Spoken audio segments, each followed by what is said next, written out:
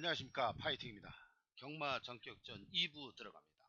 자, 오늘은 과연 경마 승리할 수 있는지 직접적으로 한번 알아보도록 하겠습니다. 자, 제목이 바로 경마 이길 수 있는가부터 시작을 하겠습니다. 자, 경마 승리에 관한 부정적 관점과 긍정적 관점이 있어요. 네, 먼저 부정적 관점을 알아보겠습니다.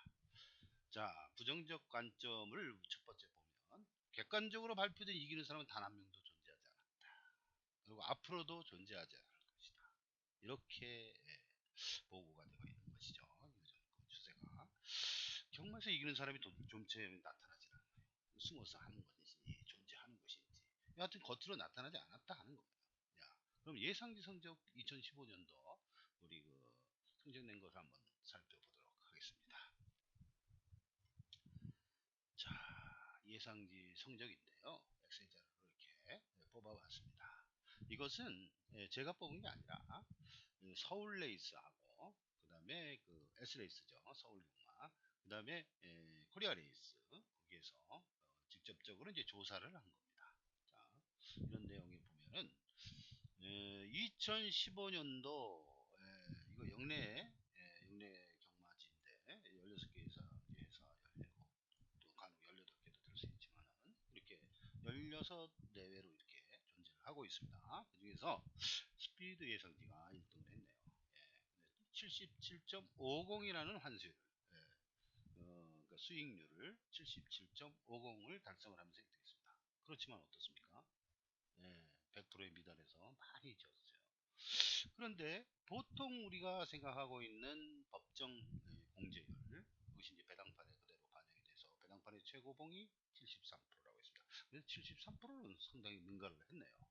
그리고 2위부터는 또 73%에 훨씬 미달이 되는 그런 결과가 나와서 결국에는 이것은 편차의 한 일부다 이렇게 보고 있었죠.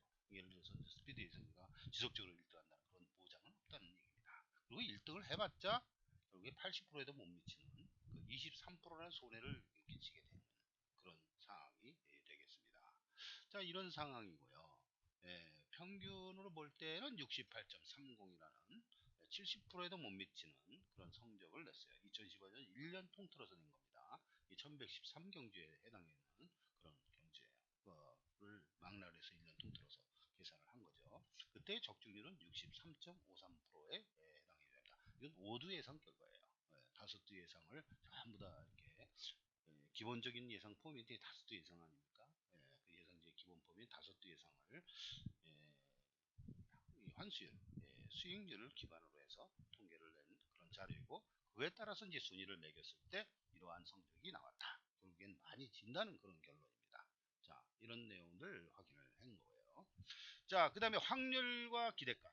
논리상 장기적으로는 그 누구도 이길 수 없다. 수학적 논리의 근거상 장기적으로 볼 때는 그 누구도 여기에서 패배의 함정, 패배의 늪에 벗어날 수가 없다는 그런 논리적, 수학적 논리적 근거를 가지고 있는 거예요. 자, 생각을 해보십시오. 1회당 20제곱. 그 복리의 개념으로 기하급수적으로 늘어나서 결과적으로는 이게 점점 늘어서 어디에 수렴하느냐? 공제율에 수렴하게 된다. 공제율이 27%면 27%에 수렴한다. 그런 얘기입니다. 그래서 논리적, 수리적 입증을 기반으로 한 공식은 지금까지 존재한 근거 사례가 없다는 거예요. 이긴 근거가 지금 없다. 그런 얘기예요. 그것도 이겨도 한순간적에 이긴 것이지 일시적인 승리일 뿐이지 지속적으로 승리하거나 안정적, 지속적, 논리적으로 승리한 건 없다 하는 그런 얘기예요. 그리고 공제율이 너무 크다. 우리나라 같은 경우 27%를 띄고요. 미국은 79%라고 지난번 시간에 얘기를 했어요. 21%를 뗀다고. 그건 주마다 다르고요. 일본 같은 경우는 75%, 우리나라보다 비슷하지만 약간 우리나라가 더 많이 뛰네요. 그런데 추가 공제가 없어요. 일본은 추가 공제가 없고 우리나라는 추가 공제가 22%라는 놈이 더 있죠. 100배 이상일 경우에 22%를 더 떼고요. 간접세라고 해서 그 소득세법 기타 소득으로 해서 법에 명시되어 있습니다. 22%를 더 떼가고 그 다음에 또 200만 원 이상일 때는 또 떼가도록 이렇게 법을 또 이번에 7월 1일부터 금년도 2016년 7월 1일부터 200만 원 이상 환급 찾아갈 경우에는 바로 22%를 추가 공제를 한다. 이렇게 이중 삼중으로 도저히 이길 수 없게 이렇게 만들어놨습니다. 그래서 이제 경마 승리에 대해서 부정적 관점을 가지고 있어 부정적 관점에 대한 대표적인 얘기를 이렇게 뽑아와서 설명을 드렸고요. 이번에는 긍정적 관점입니다. 그래도 경마 승리는 할 수 있다 하는 내용인데 이 내용을 한번 요약을 해보겠습니다. 자, 수학적 확률은 14분의 1. 14두 출주했을 때 1등할 확률은 14분의 1이고요. 예, 그 복승으로 봤을 때는 91분의 1이죠. 14C2에 해당되는 공식을 사용을 해서 조합의 공식 컴포지션 공식을 사용하면 바로 91분의 1의 확률이요. 12마리는 이제 66이에요. 66분의 1의 확률을 갖는데 그럼 엄청나게 저거 1%밖에 안 되는 그런 확률인데 어떻게 22%가 나오느냐? 바로 이 점이 바로 경마는 추리의 게임이다 하는 거예요. 추리를 하면은 1%가 아니라 수학적 확률 2%가 아니라 22%나 되는 그 높은 확률도 있다 하는 겁니다. 예. 그러면 개인적으로 더 연구를 더 하게 되면은 뭐 그 이상의 확률을 얻을 수 있게 되겠죠. 이 내용들은요. 인기도를 기준으로 해서 확률이 얼마나 되는가 조금 더 자세히 알아보도록 하겠습니다. 그러나 높은 확률만큼 이제 줄어드는 배당률 이것도 감수를 해야 돼요. 이제 확률이 높다면은 그만큼 사람들도 다 인지를 하고 있기 때문에 그만큼 배당률은 떨어지는 겁니다. 그래서 이 반비례 관계가 있기 때문에 그것도 좀 힘들게 하는 그런 면도 있습니다. 그래서 결과적으로는 공유를 하게 되면 다 배당률에 반영이 되기 때문에 도루묵이 된다. 그래서 경우 없이 나홀로 베팅한다. 나만의 목병마, 나홀로 승리, 나홀로 베팅이 필요하다. 이렇게 얘기가 됩니다. 다음 기대값은 사람들이 생각하는 입상 정도에 따라 베팅 구현되고 배당률이 형성된다. 기대값이라는 게 있어요. 비대값은 확정적인 것이며 확률은 불확정적인 값입니다. 기대값은 확정적인 값이에요. 이것은 평가돼서 이만한 가치가 있다고 평가되는 거예요. 예를 들어서 로또는 50%대죠. 50%대는 공개율 때문에 50%의 수를 하는 겁니다. 기대값은 50이에요. 그러니까 50%고 소수점으로 얘기할 때는 1 사이의 값, 0.5의 값을 갖는 거예요. 반면에 이제 경마는 0.73의 값을 갖는 것이죠. 22%를 제외를 하고 27%만 공제한다고 그랬을 때 0.73, 73%의 황금률, 73%의 그 수익률을 얻게 돼서 100원짜리가 이제 73원이 되는 그런 결과예요. 기대값이 73이다. 이렇게 볼 수가 있는 것입니다.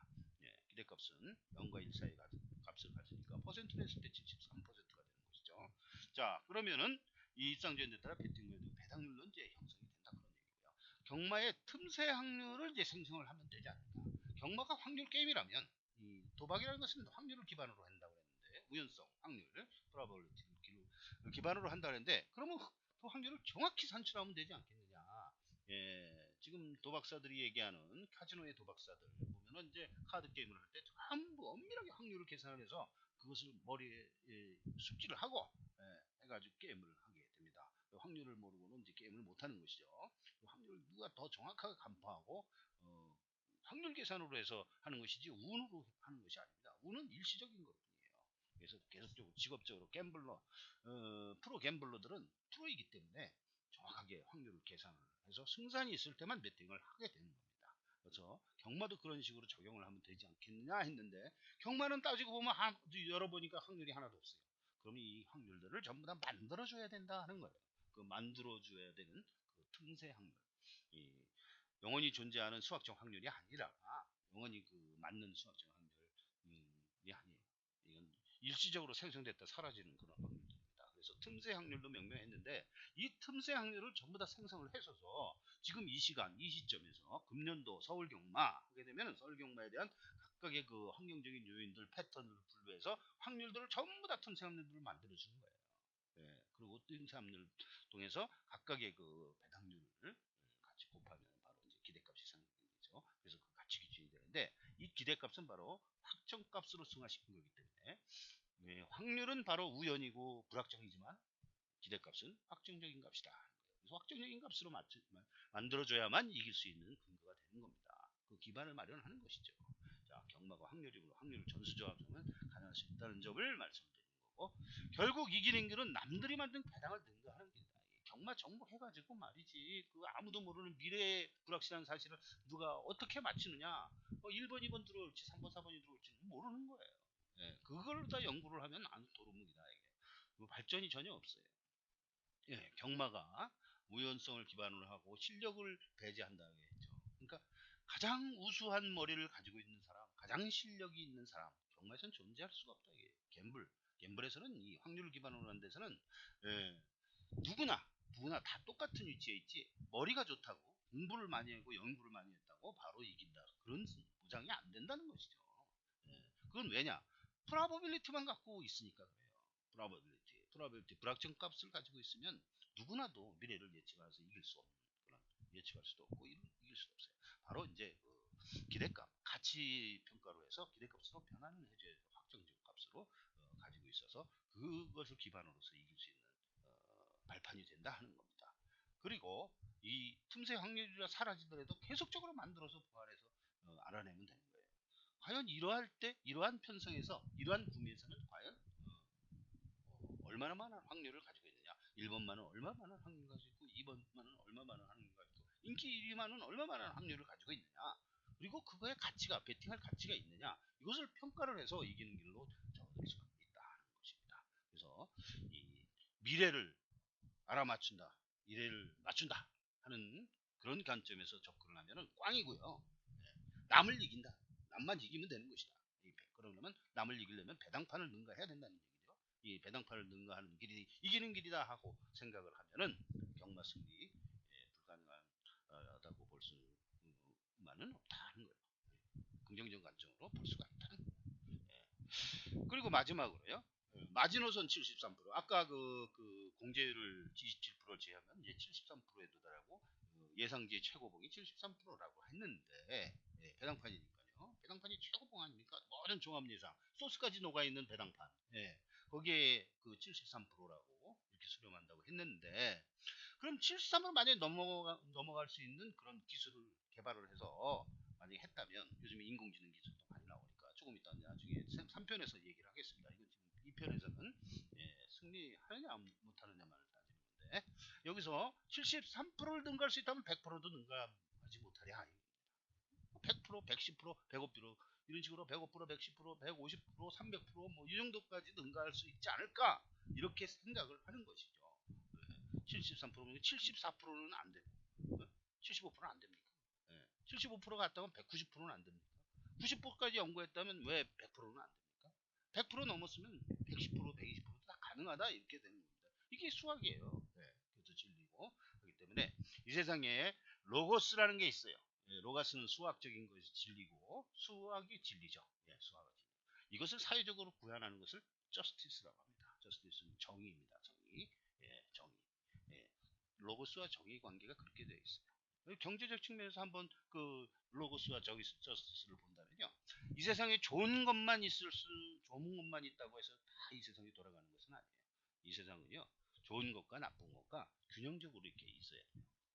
도둑놈은 없앤다고 이 세상이 좋은 선의 세상으로 바뀌어지진 않습니다. 예를 들어서 도박도 마찬가지예요. 이 세상 경제로 보면은요. 수출만 많다고 해서 좋은 게 아니에요. 수출과 수입이 균형을 이루어야 되죠. 그리고 생산과 소비, 생산과 소비도 균형을 이루어져야 돼요. 생산만 많이 한다고 해서 좋은 건 아니에요. 소비가 어느 정도 이루어져야 생산이 또 생기는 거거든요. 그리고요, 지상경제와 지하경제.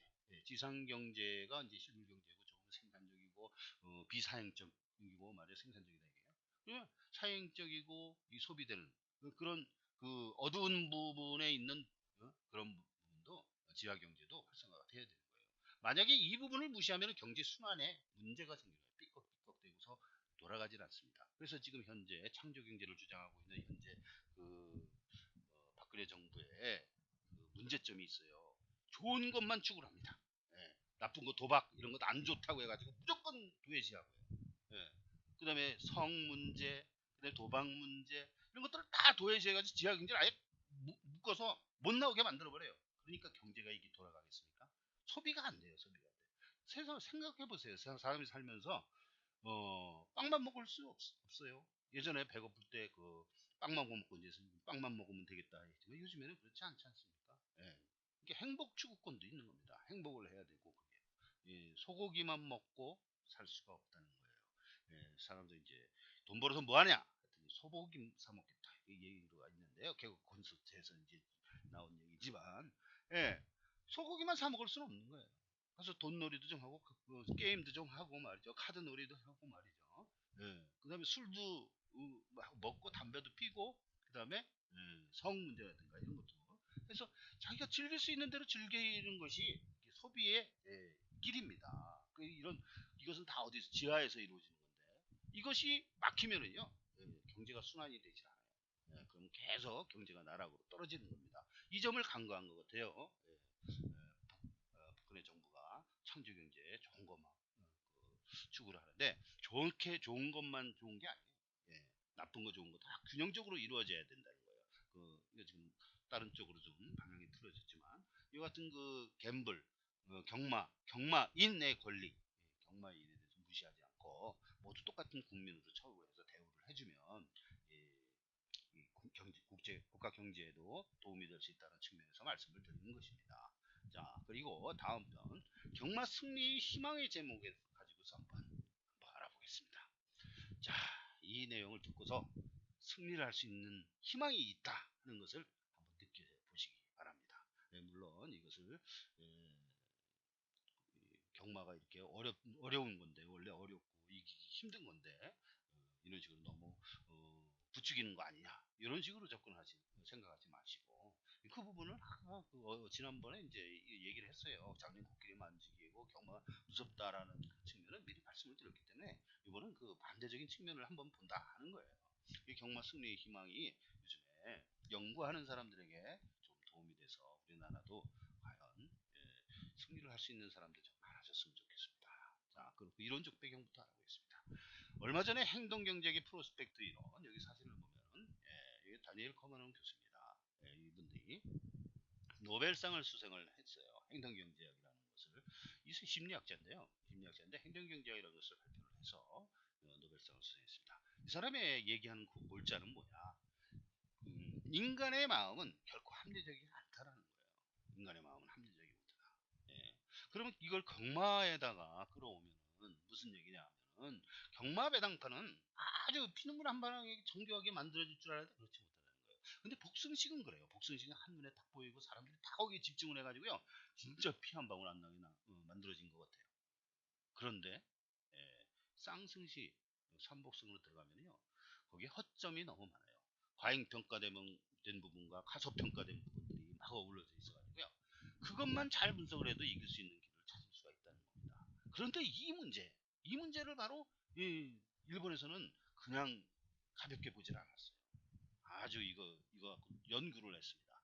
연구를 해서 거기에 관련된 논문들이 많이 쏟아져 나왔는데, 그때의 논문들이 경마에 관한 이론하고 미소 확률도 과도평가 같은 이런 논문들이 이게 나왔고요.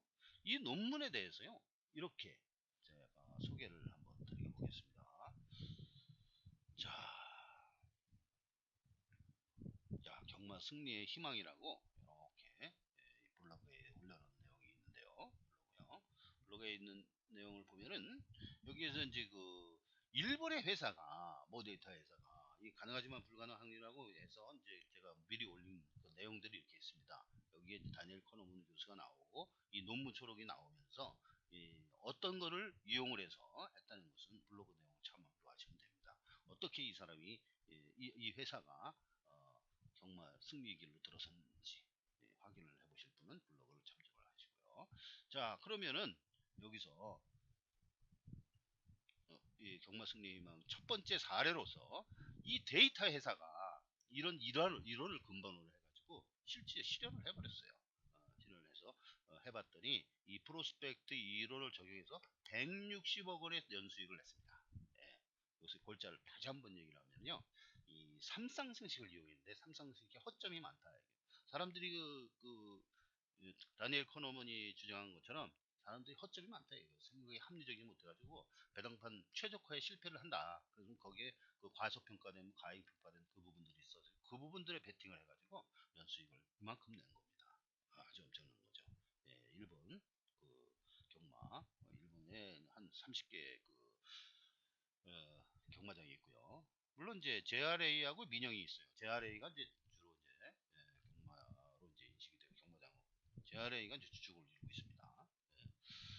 이런 논문 기반으로 해서 이렇게 이긴 사례고요. 두 번째 사례, 두 번째 사례를 이제 여기서 한꺼번에 얘기를 드리겠습니다. 이번에는요, 어느 IT 회사를 다니는 일본이 개인적으로 개발한 소프트웨어를 통해서 일본 공영근무와 제한이죠. 때문에서 100만엔 원금으로 해서 1억 4천만 원의 수익을 냈어요. 그래서 이제 이것이 소송 과정에서 드러났습니다. 혼자 몰래 먹다가 들킨 거예요. 이것도 마찬가지. 혼자 몰래 하다가 이제 그 탈세한다고 해가지고 조사해서 거덜난 거거든요. 들킨 거거든요. 그래서 이거는 그 세금을 냈을 겁니다. 이건 세금 낼 수밖에 없는데, 근데 이때는요, 세금을 안 냈어요. 세금을 이제 자기가 주장한 만큼 해가지고 이겼어요. 승소를 해서 예, 들어간 비용을 빼고서 수익으로 봐가지고 적은 금액을 낸 거죠. 여기서 보면은 이 내용은 간략하게 생략을 하고요. 내용이 그 뭐냐면은 빨간 것만 읽겠습니다. 일본인 막권 구매 승률은 3년간 28억 7천만 원에 구매를 했어요. 막권을. 그래서 30억 1천만 원의 환급을 받았어요.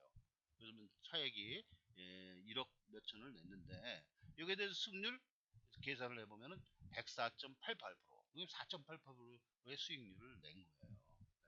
겨우 이제 4.88%의 수익률을 냈지만 이 사람이 200만 원이면 1000만 원 아닙니까? 우리나라 돈으로. 그래서 이제 얼마를 벌냐면 1억 4천만 원. 1억 4천만 원이면 10억 14억이라는 얘기예요. 1000만 원으로 14억을 버는 거예요. 그래서 매달 얼마나 되냐면 대개 이제 1억씩 베팅했다면은 5천만 원, 5천만 원의 수익을 얻는 거죠.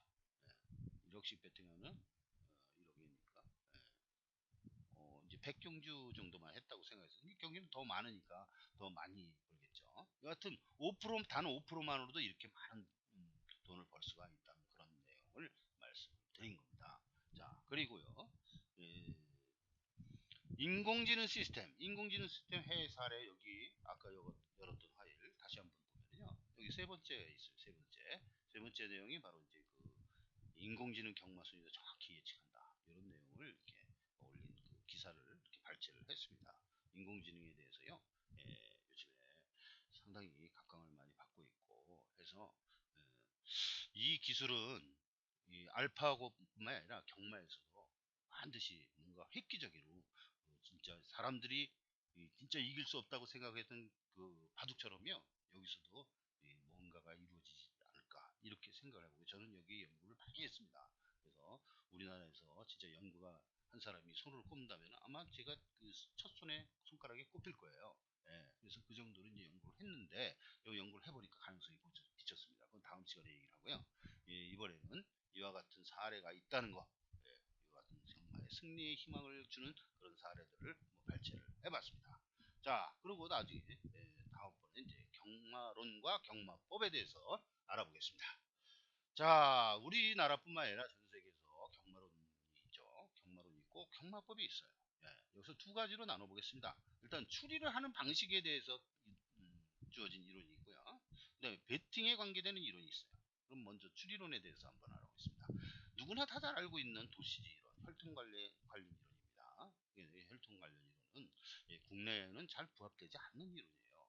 경주마 구매라든가 육종과라든가 이 가치 평가를 해서 경주마를 구매하는데 그리고 경주마를 이제 그 종주마를 이제 키우는데 그런 데 쓰이는 그런 이론이다 이렇게 생각하시면 돼요. 이거 경마에 적용하면 이거 깡통차입니다.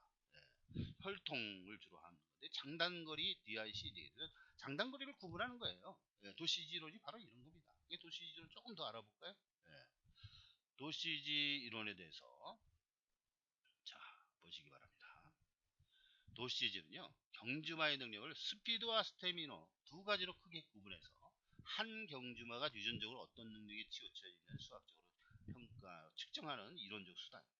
근교계수 등은 하나의 참고자료일 뿐이고 경주마의 구매에 더 유용하다고 할 것입니다. 더구나 우리나라는 들어온 종마가 많지 않아 교배니시 스마리니 이런 것을 논할 이상이 아닌 것으로 봅니다. 아직 우리나라는 멀었어요. 그리고 이것은 스태미너냐 스피드냐 이것을 가려내는 거예요. 초반에 빠르냐 중반이 빠르냐 이런 얘기입니다.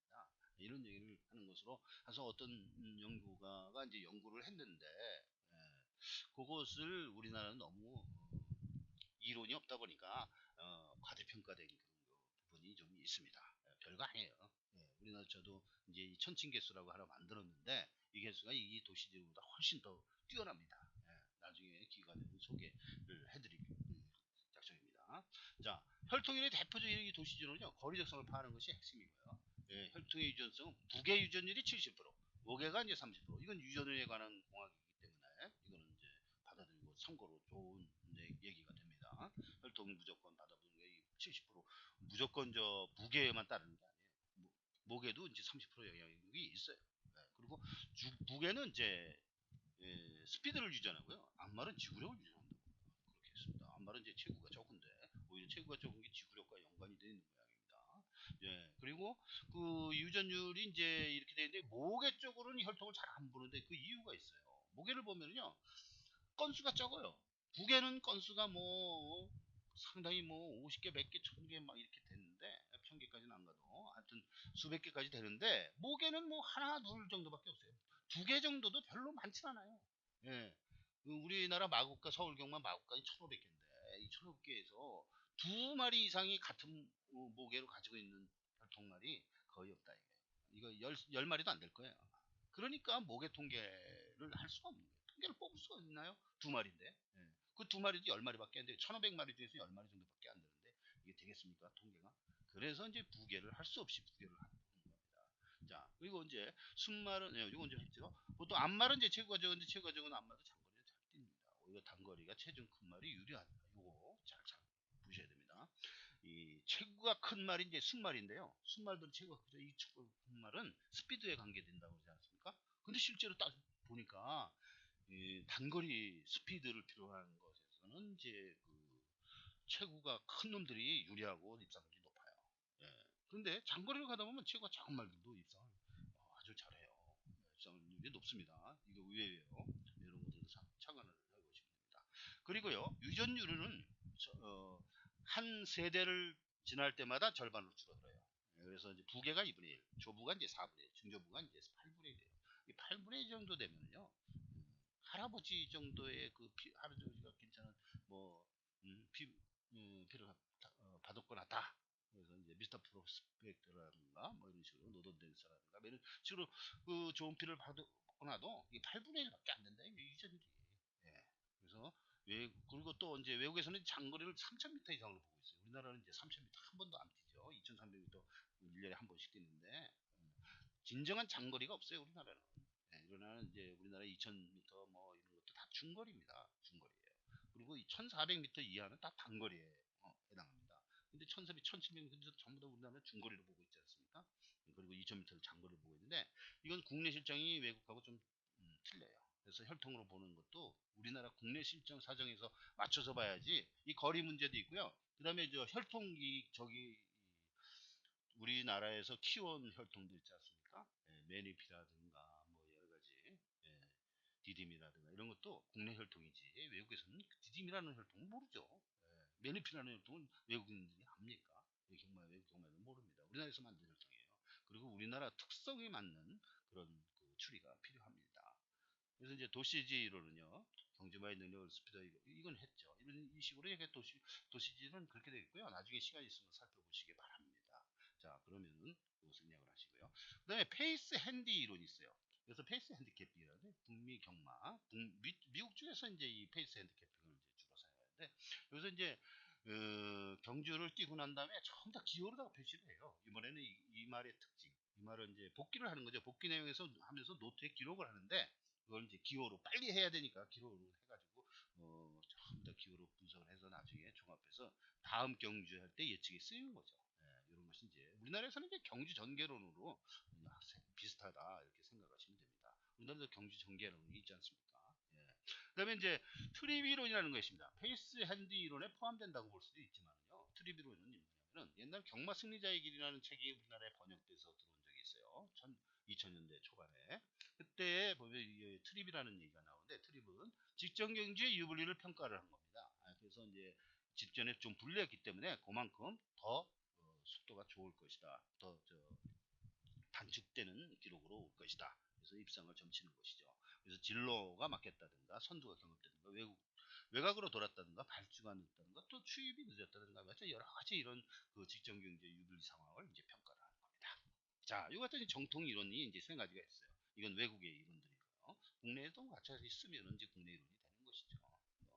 그 다음에 이제 박스 이론은 이제 뭐 혈통경마, 뭐시지 이제 확률경마를 이제 주장하는 분들이라든가 여러 가지 그 주장한 사람들이 이렇게 있는 것이죠. 뭐 이게 정통 이론은 아닙니다. 이 내용은 뭐냐면은 경주 환경이 그렇게 다른데 이거 표준화 한산을 해야 되는데 이것이 어렵습니다. 이게 데이터베이스를 가지고 있는 사람이라든가 실제로 이거 뜻을 두고 있는 사람이 이걸 할 수가 있어요. 저는 이제 포지티브 파이팅이야 뭐 이거 논양 하고 있는데 이 표준화 한산에 어려움이 따라요. 그러니까 이게 다른 해결책으로 같이 띄었던 말에 대한 평가를 하는 거예요. 우리나라는 말들이 적기 때문에 같이 뛴 말들이 많이 또 다시 다음 경주도 또 뜁니다. 그래서 동일 경주에 같이 뛴 말을 비교를 해가지고 그 같이 뛴 말과 다른 환경에서 뛴 말들하고 비교를 할 때 그 밑에 파일들은 다 지우는 거예요.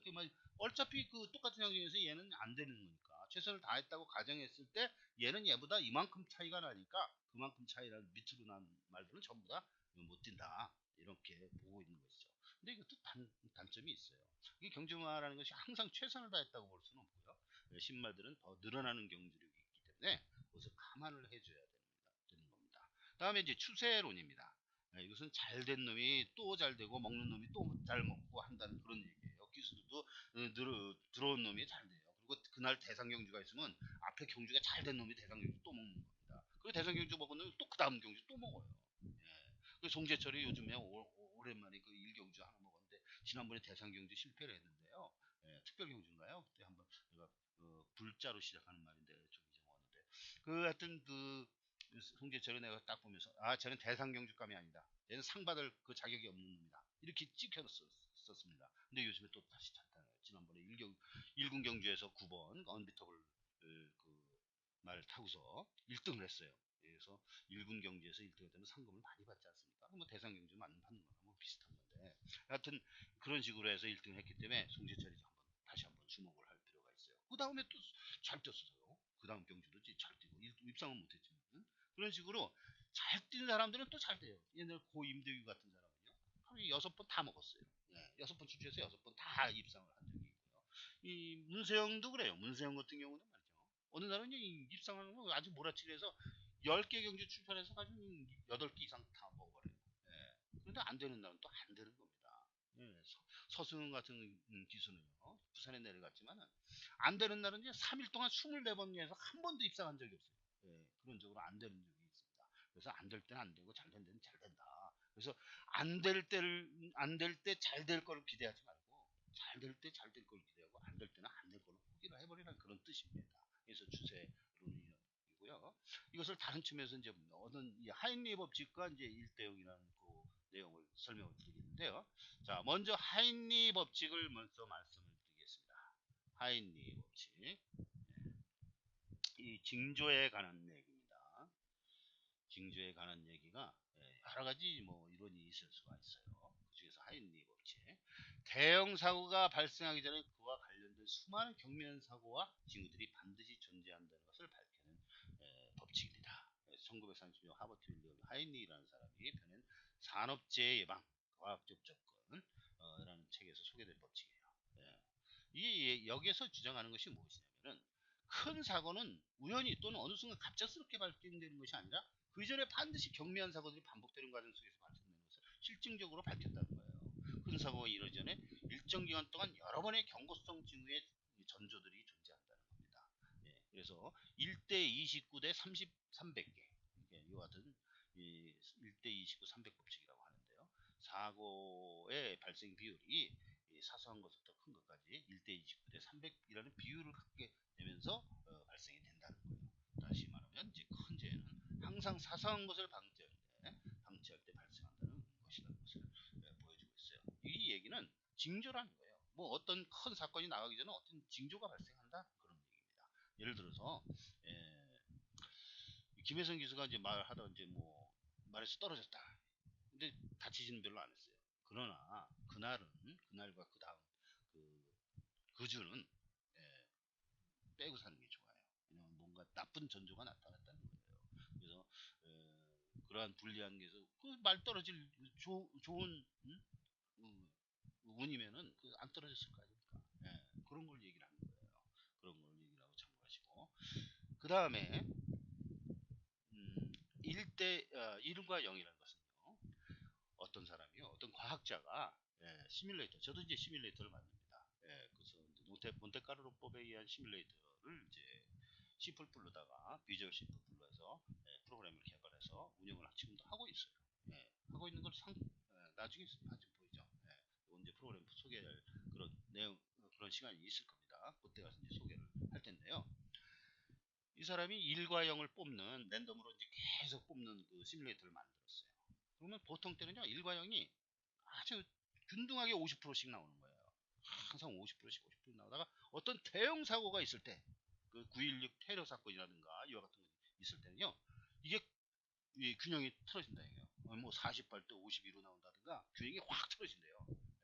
그런 식으로 해서 지진계처럼 알아보는 그런 내용들입니다. 이 주제는요, 제가 지금 연구하고 있는 분야이기 때문에 요 나중에 시간이 있을 때 다시 알아볼 기회를 갖도록 하겠습니다. 여하튼 이제 추세론입니다. 추세론. 잘된 놈이 또 잘 됐다 하는 그런 얘기예요. 이건 기수도 해당이 되고 말도 해당되고 마방도 해당이 됩니다. 다 되는 거예요. 자, 그 다음에 승부이지론. 이건 이제 우리나라가 해당이 되는 거예요. 자, 경마는요, 머니레이스라고 그래요. 그 머니레이스, 그 HBO 방송에, 그 드라마 방송 있지 않습니까? 그 단막극식으로 계속 하는 그 드라마 방식. 거기에서 이 머니레이스라는 영화, 원래의 뜻은 머니레이스가 아니죠. 그 럭이라는 얘기입니다. 럭이라는 행운이라는 뜻의 그 영화인데, 그게 뭐 옛날 빠삐온에 나왔던 그 더스틴 호프만이 이제 주연을 하고 있어요. 그런 영화인데, 거기에서 미국 경마에 대해서 자세히, 구석구석까지 자세히 들여다볼 수 있도록 만들어진 영화입니다. 보실 분은 참고해서 보시요. 그 예전에 우리 건피드에서도 올려준 사람들이 있습니다. 자, 그 승부이지론에 대해서는요, 미국에서는 좀 그런 측면이 아니고 머니레이스 측면에서 게임 이론에 입각한 형태로 이 경마론이 이루어지는데, 우리나라에서만 특히 승부이지론에 좀 많이 치우쳐져 있다. 그러니까 이 관련든 안 관련든 그런 의지가 있어야만, 그 의지를 읽어야만 추리가 된다는 것이죠. 아주 이거 불합리한 거예요. 이게 데이터의 그 추리를 어렵게 만드는 부분입니다. 이 부분이. 근데 승부의지가 있느냐 없느냐를 또 다시 읽어야 되니까. 여하튼 승부의지도 데이터를 개량화를 했어요. 파이팅들이 그것을 개량을 했어요. 개량을 성공을 했는데, 여하튼 이제 어려운 부분입니다. 이게 가느냐 마느냐 하는 그 의지까지도 읽어야 되니까. 예를 들어서 이제 가볍게 이렇게 생각할 수 있어요. 승부지 뭐였냐. 이런 것도 승부이지예요. 인기 기술에다 기술 교체했어요. 기술을 교체했다. 이것도 승부의지가 있는 거예요. 그다음에 조교를 지난번보다 엄청나게 세게 했다. 이것도 승부의지가 있는 거죠. 그런 식으로 해가지고 인기마가 이번에는 승부전이라 별로 안 하고 말이야, 몸이 불어가지고 20kg 정도 불었다. 이건 승부가 없다는 거죠. 그것도 승부의지론입니다. 이 같은 것들을 개량화할 수 있는 거예요. 그래서 승부의지론이 바로 나아가서는 게임이론에 입각해서 그 관련이 있지만은 우리나라의 독특한 게임입니다. 이렇게 보시면 돼요. 그 게임이론에 대해서 한번 더 자세히 한번 조금만 짚고 넘어가겠습니다. 게임이론. 그 한마디로요, 이겁니다. 게임이론 하듯이 사람들이 그 사회적인 행태, 판단 행태들은 최적화를 추구하다가 결국에는 실패한다. 엉뚱한 결과를 초래한다는 그런 얘기입니다. 자, 쉬운 얘기로 이런 거 있어요. 죄수의 딜레마라는 얘기가 있죠. 죄수의 딜레마. 죄수의 딜레마가 뭐냐면은, 똑같이 두 명의 공범이 있었어요. 그래서 한 명 한 명 따로 취조를 하면서 물어보는 거예요. 유도를 하는 겁니다. 그 A라는 그 범인을 갖다가 용의자를 갖다가 취조를 할 때는, 네가 불면은 B는 혼내주고 너는 살려주겠다. 그리고 B한테 가서는 네가 불면은 A는 혼내주고 너는 살려주겠다. 형을 감경해 주겠다. 뭐 이와 같은 식으로 얘기를 해요. 그러면 얘들이 고민을 합니다. 그러면서 전부 다 물게 돼요.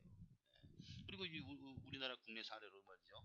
공정거래위원회 있죠. 거기에서 담합을 한 것을 갖다가 기업을 갖다 몇 개, 세 개에서 두 개에서 잡아요. 잡아가지고 니네 회사는 하면은 너는 고발을 안 하겠다. 아니면 세금을 적게 하겠다. 뭐 이런 식으로 해서 유도를 해서 하다 보면 ABC가 전부 다 담합한 사실을 전부 다 불게 돼 있습니다. 예, 그것이 이제 게임 이론에 해당되는 거예요. 그러니까 경마에다 이 적용하면요. 경마는 마방과 마방과의 경쟁, 마주와 마주의 싸움이에요. 예, 마방은요, 대리인이고요. 결국엔 마주와 마주의 싸움인데, 이 마주와 마주의 싸움끼리 서로 가느니 마느니 하는 것이죠.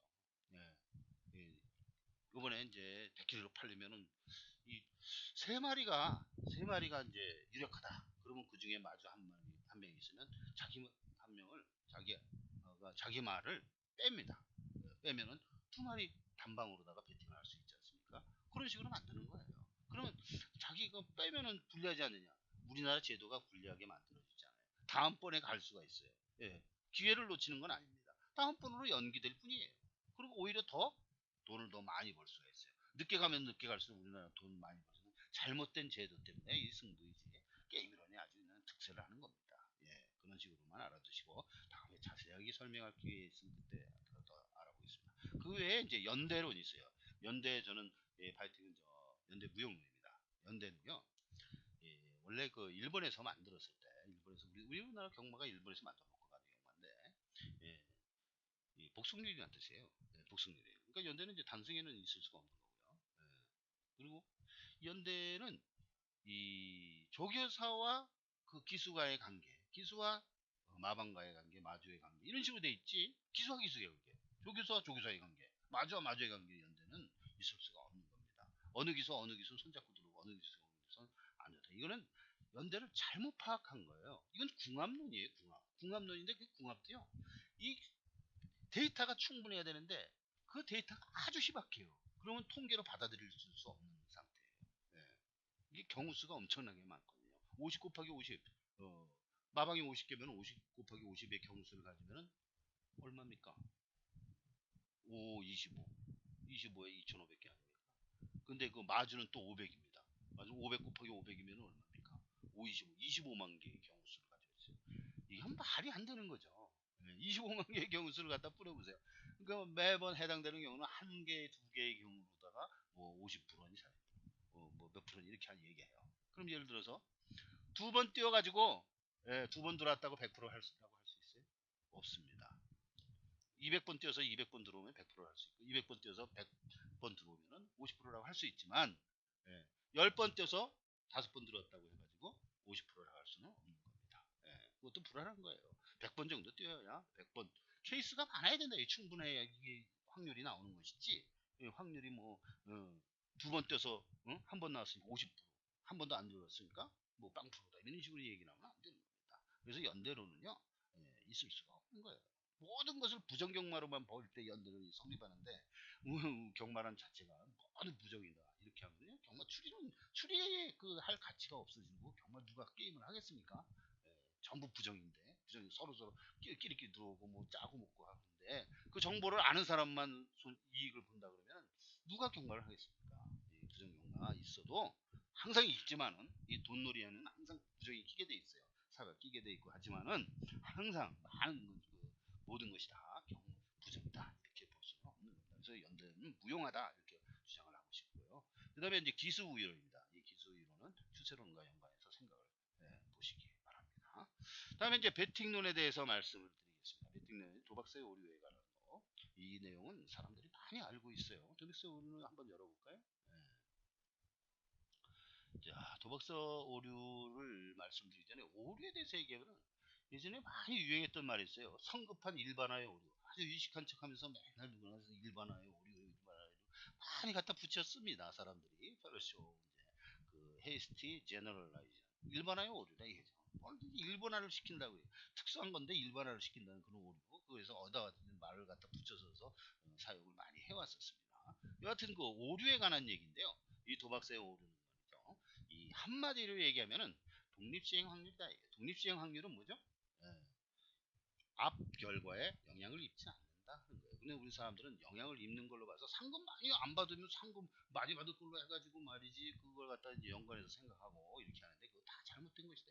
확률은 항상 일정하다 이거예요. 예. 이 갬블 확률 게임의 확률은 항상 일정합니다. 카지노나 경마나 다 마찬가지다 이겁니다. 그래서 이 도박사의 오류를 그런 식으로 파악을 하시고 보시면 됩니다. 모든 독립시행 확률, 독립시행 확률에 반대되는 것이 조건부 확률이죠. 그래서 조건부 확률이 아니다는 거예요. 예, 독립시행 확률과 조건부 확률에 관해서는요, 이게 상당히 또 연구를 한 깊이 파이팅이 한 그런 내용들이 있습니다. 그건 나중에 소개를 할 기회 있으면 소개를 하도록 하겠습니다. 자, 그래서 다시 돌아가면은요, 도박사율은 그렇게 얘기됐고 마틴게일법하고 반마틴게일법이 있어요. 이것은 뭐냐면 도박사의 오류에서요. 실제로 실증을 한 내용이 있어요. 이게 독립시행인데 계속 이제 안 나오면은 나올 때까지 베팅을 하는 거예요. 더블업 시켜가지고 이번에 어떤 포인트를 하나 잡아가지고 대끼리가 안 들었어? 그럼 다음번에 또 대끼리 베팅해. 그럼 2배씩 베팅해. 그 다음에 이번에 또 안 들어왔어? 그 다음번에 4배 베팅. 그래도 안 들어왔어? 그 다음에 8배 베팅. 이렇게 하다 보면 언젠가는 들어온다 이게요. 언젠가는 들어온다. 그런데 여기엔 논리적인 오류가 있어요. 무슨 얘기냐면 이게 10번만 안 들어와도 1024배입니다. 하나 먹으려고 그러다가 1024배로 늘었어요. 이제 이거 어떻게 할 겁니까 이거. 1024배 다 날아가 버렸는데 다시 회복하기가 힘듭니다. 이것은 그래서 불가능해요. 이 대결이가 45회까지 안 들어온 적이 있고요. 수학적으로도 그만큼 무한히 나갑니다. 무한히. 99와 99.9% 사이, 99.9%야 100%의 사이에 무한대가 거기 들어가 있어요. 거기는 우주가 들어가 있습니다. 그래서 영원히 안 나올 수도 있는 거예요. 자손 만대에 이르기까지도 안 나올 수도 있는 그런 확률에 도전을 하게 되는 거죠. 그럼 이건 무모한 짓입니다. 그래서 이것은 도박사의 오류라고 했던 겁니다. 그게. 그래서 마틴게일법보다가 이제 시행을 하는 것이죠. 그래서 마틴게일법이 더블업 배팅이라는 얘기예요.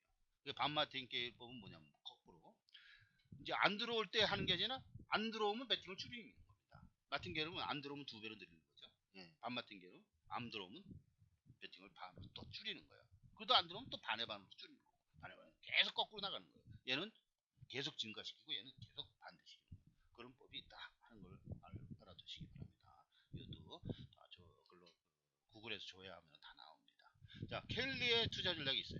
이 투자 금액은 확률에 따라서 영향을 많이 입습니다. 그래서 예를 들어서 이와 같은 공식인데 예를 들어서 40% 확률을 가지고 있을 때 3.3배다. 그러면은 0.22만 투자를 하면 된다. 그러니까 1이라는 원금, 100원이라는 원금을 가지고 있으면 그때 22원만 베팅을 하라는 그런 얘기예요. 어느 정도 투자를 해야 된다는 그것을 알려주고 있는 그런 전략입니다.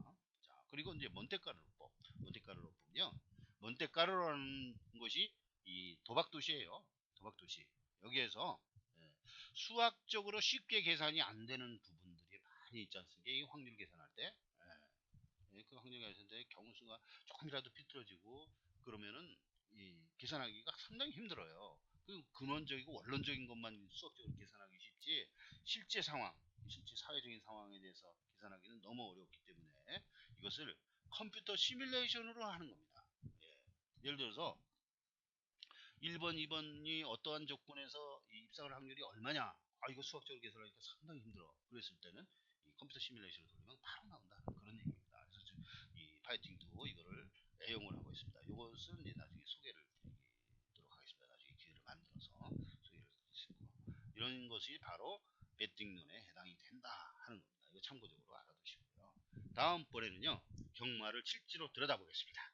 야, 경마 도대체 코끼리 장님 코끼리 만지기라고 했고 경마 뭐 어렵다고 하고 확률이 어떻다고 얘기를 하는데 말로만 할 것이 아니라 실제로 한번 열어보자. 이것은 비밀 내용이긴 하지만은 여러분에게 과감하게 공개를 해드리겠습니다. 상당히 유용한 부분이니까 체크를 잘 해주셨다가 배팅에 참고를 해주시기 바랍니다. 통계의 내용은요. SPSS 프로그램 통해서 통계형 DBMS를 구축을 해서요. 통계형 데이터베이스를 구축한 거죠. 여기에서 자료를 1994년 8월 개인 마주제 이후로 시작해서 2016년 6월 말 바로 현재 25,031개 경주에 대해서 자료를 통계 산출을 했습니다. 서울 경마만 해당합니다. 그리고 대상은 이제 승시별 배팅 포인트를 인기도에 의해서 포인트를 잡았습니다. 인기도에 의해서 이제 확률을 뽑은 거예요. 예, 확률과 기대값을 두 가지를 뽑았다. 그래서 X 파일에서 리프팅을 했다. 얘기입니다. 승식은 단승, 현승, 복승, 상승, 삼복승을 했습니다. 복연승하고 삼상승익은 좀 문제가 있어가지고 별도의 이제 복연승이 좀 복잡합니다. 그래서 별도의 시간이 있을 때 할 것이고 삼상승식은 자료가 지금 부족해요. 자료가 좀 채워진다면 그래서 통계로 다시 한번 할 기회를 갖도록 하겠습니다. 자, 그러면 실제로 한번 들여다보겠습니다. 아까 열었던 하이에 보시면은 여기 이제 단식이 있습니다. 단식. 잘 보셔야 돼요. 그냥 지나갑니다. 자, 보시면은요. 단식이 어떻습니까? 이게 총 25,001개. 약간 몇 개 이제 누락된 자료가 있어가지고 25,001개 중에서요. 1등으로 인기 1위. 요게 이제 인기도입니다. 인기 1위, 2위, 3위, 4위 해가지고 인기 1위 대기 점배당이죠. 점배당은 아닐 수도 있죠. 인기 1위입니다. 요때 그 경주수입니다. 요것은 뭐냐면 배당이에요. 평균 배당. 단승식 평균 배당이죠. 이게 단승이니까요. 그 다음에 요것은 입상률이에요. 입상률. 구성비이기 때문에 입상률입니다. 그 다음에 요것은 기대값이에요. 기대값은 요거하고 요거 곱하면 나옵니다. 요거하고 요거 곱하면 나온다는 그것을 이해하지 못하는 분이요. 수학 공부 좀 열심히 해보세요. 그럼 이렇게 바로 나옵니다. 똑같이 나와요. 오차가 안 나요. 실제로 값을 다 합해서 이 환수율이라는 것은 전체 베팅액 금액의 총액 그것하고 실제 얻은 금액의 그 총액 이것을 나누면 나오잖아요. 그 나누면 나오면 아주 복잡해서 다 합산을 해야 되고 이렇게 하는데요. 그거 다 해가지고 이것하고 비교하면 그 0.01% 정도의 오차가 나옵니다. 그건 무시해도 되죠. 그러니까 이렇게 간편하게 계산하면 정확하다. 그런 얘기예요. 그렇게 일부러 다 합산할 필요가 없어요. 구구단을 왜 배웁니까? 3 곱하기 4는 10이라는 것을 그냥 외우면 되지 3을 4번 더할 필요가 없지 않습니까? 그런 얘기예요. 이것이 이론적으로 요 배당하고 레이트 입상률하고 곱하면 바로 수익률 환수율이 나온다는 겁니다. 그것을 착용해 주시기 바랍니다. 무조건 믿으세요. 됩니다. 이거 공식이에요. 공식이니까 이렇게 받으시면 됩니다. 이거 저 수학책 보세요. 공동 수학의 정석책 보면 그렇게 나와 있어요. 자, 그러시면은 인기 1위는 25,000개 중에서 10,000개가 들어와가지고 1058개가 들어와서 입상률 40.23%예요. 40.23%인데 이때의 평균 배당은 1.9입니다. 이거 곱하면은 70.7.24. 그런데 법에서 공제한 그 공제율이 20% 빼고서 환급률 80이죠. 그러면 이것이 80에 수렴한다 하는 거예요. 거의 이제 80에 수렴한 것을 어렴풋이 보여주고 있지 않습니까? 그런데 인기도마다 좀 달라요. 그래서 단승, 연승, 복승해서 우리나라의 인기도는 인기 1위에 치중하지 말고 인기 2위에 치중하시면 그렇게 큰 손해를 안 봅니다. 단승이나 연승이나 봉승이나 다 그래요. 삼복승도 그리고 인기 2위를 머리로 해가지고 삼상승식을 해가지고 만들어도 되는 거고요. 그 인기 1위를 뽑지 않고 인기 1위, 3위 중에서 뽑는다 그러면 인기 2위를 뽑으세요. 물론 이제 당일 추세에 따라 다르겠지만은 2위가 가장 유리한 입장을 가지고 있다는 거예요. 그건 다른 순식, 다른 연승식이나 뭐 다른 데서 보도 그런 결과가 나옵니다.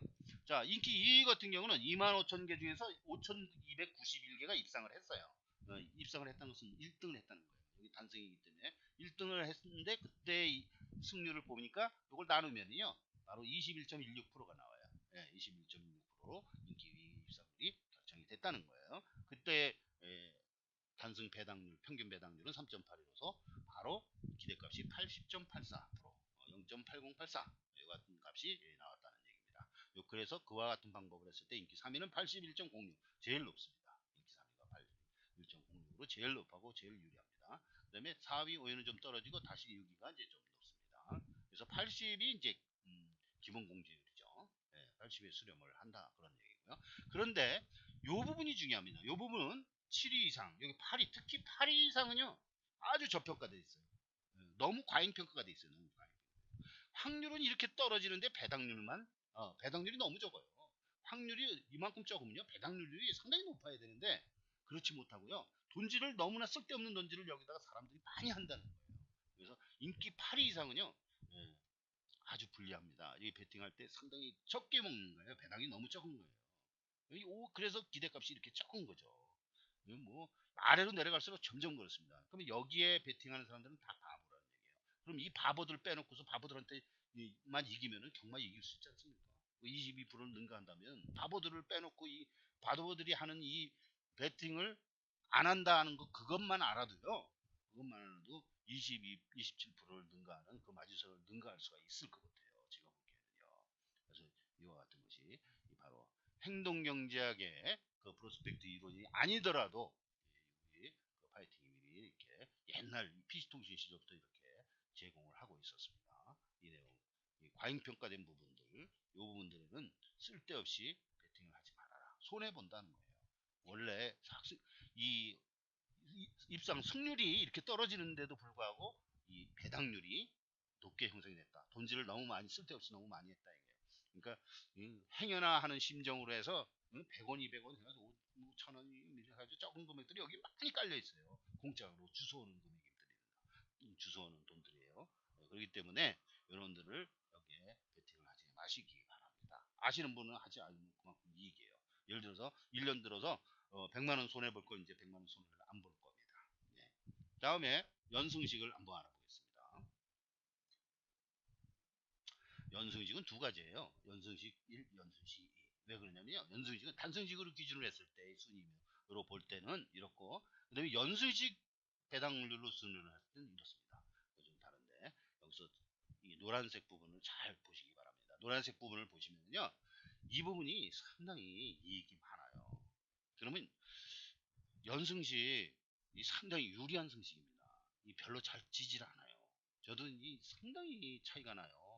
이 80%의 공제인데 실제로는 이만큼 80% 훨씬 능가하는 90에 가까운 90 넘는 것도 있어요. 그런 수익률을 기대를 할 수가 있어요. 물론 집니다. 지지만 덜 진다는 얘기죠. 그만큼 유리하다는 얘기입니다. 연승식이 그만큼 유리하다는 것을 참조를 하셔요. 이 그림이 이 통계가 명확히 나타난 겁니다. 예. 75,003개가 인기 1위가 75,003개 이 3개니까요. 3등까지 들어오면 되니까 18,306개가 들어왔어요. 인기 1위가. 그래서 87.86을 기대값을 보인다는 그런 얘기입니다. 이 당시에 그 승률은 연승률은 73.22% 3등 안에만 들어오면 되는 거니까요. 그때의 평균 배당이 1.2. 두 번째가 높다고 했죠. 두 번째가 58.16인데 배당이 좀 높아가지고 89.72. 이 요쪽 부분은요. 세금을 떼어가지고 보존해 주는 게 있어요.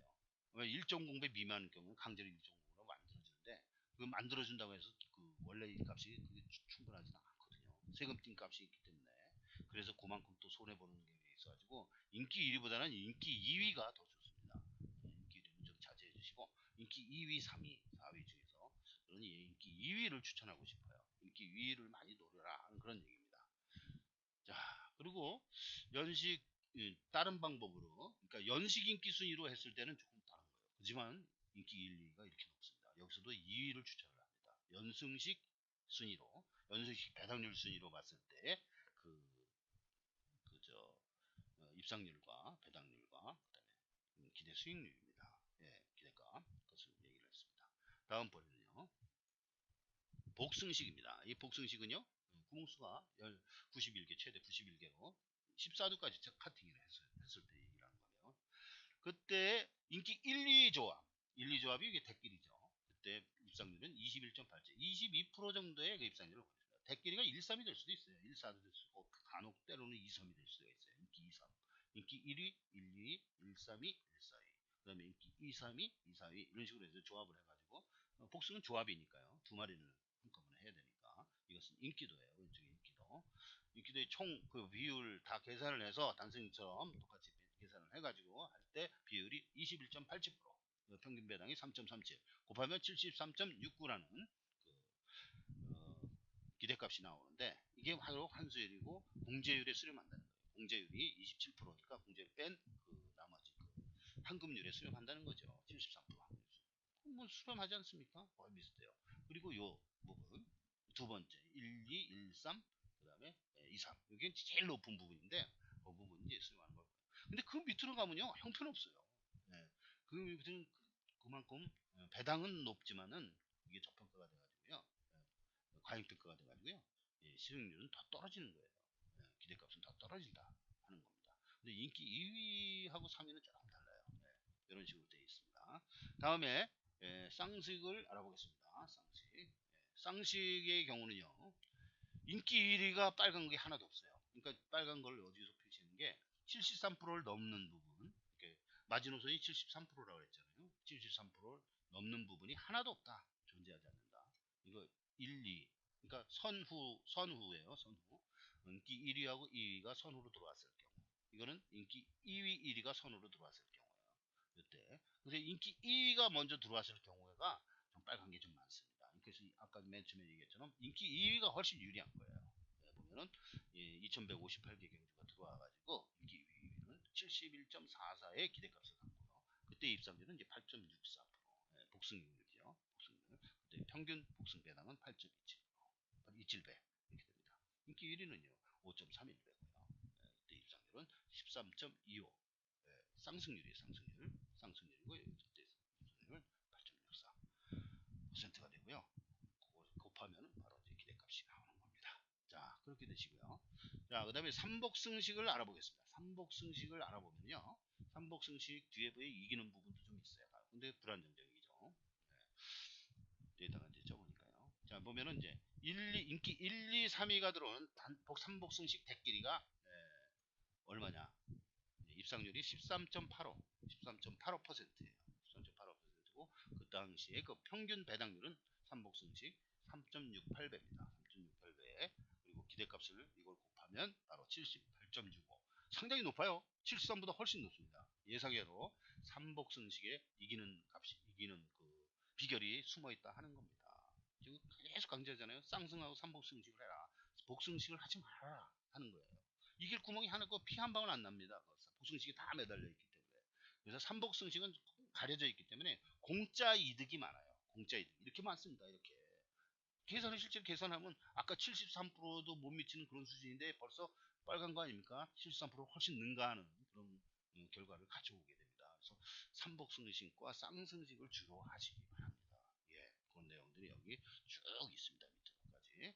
그 다음에 바로 이제 아까 예상지로 이 정도로만 알아보겠습니다. 이 정도로 알아보시고요. 자, 오늘 경마 들여다보기까지 총 두 번째 전격론 경마 전격전 두 번째 시간을 가져봤습니다. 이상 마치겠습니다. 감사합니다.